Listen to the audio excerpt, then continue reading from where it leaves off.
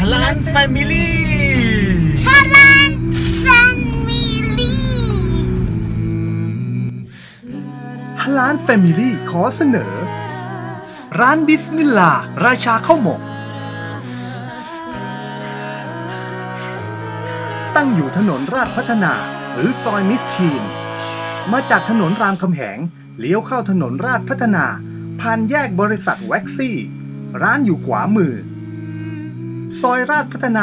14หรือสิรินเทพ9เลี้ยวเข้าไปเลยครับที่จอดรถกว้างขวางสะดวกสบาย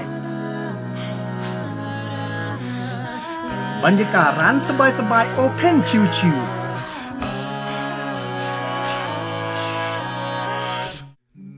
เมนูอาหารขึ้นชื่อมากมายให้เลือกชิมปรุงสดๆเสิร์ฟกันร้อนๆสะอาดถูกหลักอนามัยเมนูแนะน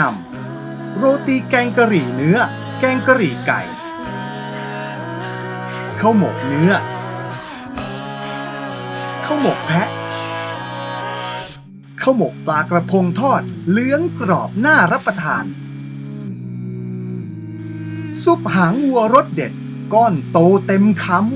ำหรือจะเป็นแพะตุ๋นยาจีนของดีหาทานยากนะครับเมนูเด็ดๆมากมายเรียงรายพร้อมหน้าหาเวลามาลองชิมกันให้ได้นะครับการันตีความอร่อยเวอร์ลงตัวโดยHalal Family เหมือนเดิมรออะไรล่ะครับจัดการอย่าให้เหลือครับ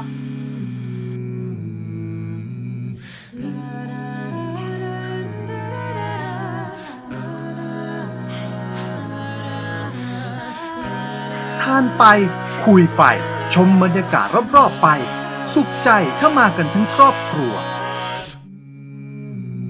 ตบท้ายด้วยเครื่องดื่มหวานเย็นอร่อยชื่นใจไม่น้อยเปิดบริการทุกวันตั้งแต่ 7:30 น.ถึง 18:00 น.หยุดอังคารและพุธสุดท้ายของเดือนติดต่อสอบถามโทร 086-786-5735 บริหารงานโดยผมสุชาติ พงศ์วีระนะครับเจ้าของร้านบิสมิลลาห์ นะพัดเย็นใจค่ะเริ่มมา10 กว่าปีแล้วค่ะข้าวหมกนะคะตอนนั้นอยู่ที่สนามบินสุวรรณภูมิ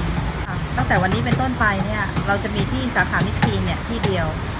ในอนาคตเราจะทำข้าวหมกแฟรนไชส์ผู้ประกอบการท่านใดที่สนใจอยากจะเปิดร้านข้าวหมกโดยที่ไม่มีความรู้ทางด้านข้าวหมกเลยก็สามารถเปิดร้านได้โดยเราจะซัพพลายของให้ทั้งหมดเลย